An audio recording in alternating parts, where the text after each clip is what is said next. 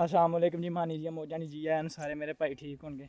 अज की वीडियो तुहानूं विखाने कि किस तरह किसान अपने खेत में पानी लाते हैं तो किहड़े जरिए लाते हैं। यह देखो जी, देखो जी, यह खाला जी, इनू नक्का आंदे ने। यह नक्का है जी, उन्होंने हुकूमत पंजाब की तरफों लगा है जी, महकमा ज़राअत हुकूमत पंजाब की तरफों शोभा असला आबिशां। ये तुहानूं मैं दसना जी, ये खाला आ रहा जी नहर की तरफों। इंशाअल्लाह तुहानूं विखाने हैं नहर भी।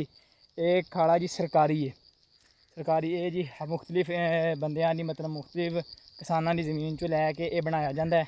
इहदे उत्ते किसी का हक नहीं हुंदा जी। ये हुण पानी अगे जा रहा है, जी बाजवाना मतलब साडी ज़मीन है, इहदे विचों लंघ के पानी अगे जा रहा, कोई किसी की रोक टोक नहीं। तो यह दिखा रहे हैं, यह पानी जा रहा है, देख सकते जी। मैं उत्ते चढ़ के विखाना कोशिश करदा। यह देखो, यह पानी जा रहा है, यह खाला है।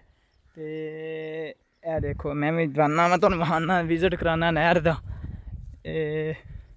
नहर विखाने, फिर मेरे भरावां नूं मैं दसदा भी किस तरह इत्थे बंदे इंशाअल्लाह जा रहे हैं। तुहानूं नहर विखाने जा रहे हैं, तुहानूं विखाने कि किस तरह। यह जी नक्के ने, यह साडे नक्के जी बाजवें वाले। ये सरकारी खाल के उत्ते हर किसी के अपने लैदा नक्के होंदे ने जी। यह साढ़े घर आने नक्कल मतलब साढ़े जेह्ड़े 12 किले ने उन्होंने नक्कियां तो पानी जाता है। यह बाकी खाला जा रहा नहर की तरफ। तुहानूं विखाने किस तरह कि नहर तो पानी होंदा जी। एक खाल जी सरकारी, ये तकरीबन जी सन 2008 दे ने मैनूं लगदा जी, उदों दे मनसूबाबंदी हुकूमत ने की हुई, पक्के खालों का इनकार किया हुआ है।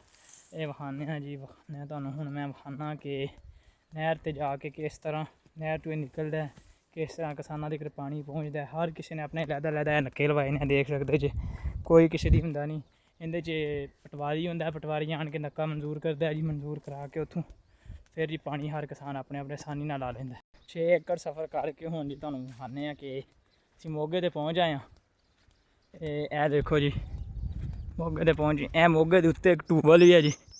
ये जी जो नहर मतलब सुक जाती है, बंदी होंदी है, बंदी लफज जी, पानी मतलब 3-3 माह भी नहीं होंदा, फिर इनका यूज़ करते हैं, इनू चलाते हैं जी।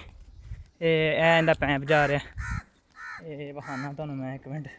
यह पैंप जा रहा इंदा, इत्थों पानी फिर डायरैक्ट खाले च हर जेह्ड़े मर्जी किसान ने मतलब खड़ना होवे वो लै जांदा है। यह देखो जी, तुहानूं विखाना मैं हुण विच वड़ के विखाना अज किस तरह। यह देखो जी, यह जी नहर, नहर इनू मोगा आंदे जी, मोगा। यह मोगा, यह जी बाजवें वाला मोगा जी नहर। यह 3L नहर है जी, 3L ज़िला बहावलपुर की तहसील यजमान की 3L नहर है। ये जी तहसील यजमान की जी नहर वड्डी नहर है जी, ये उहदे विचों निकलती है, ये 3L जी। तो एवें दी इनफॉर्मेटिव वीडियो दी फॉलो करया करो, मेरे पेज नूं सबसक्राइब करया करो, चैनल नूं बैल आइकन जरूर दबाओ कि बैल आइकन जरूर दबाओ ताकि अगली वीडियो तुहाडे तक पहुँच सके। जज़ाकल्लाह, ओके।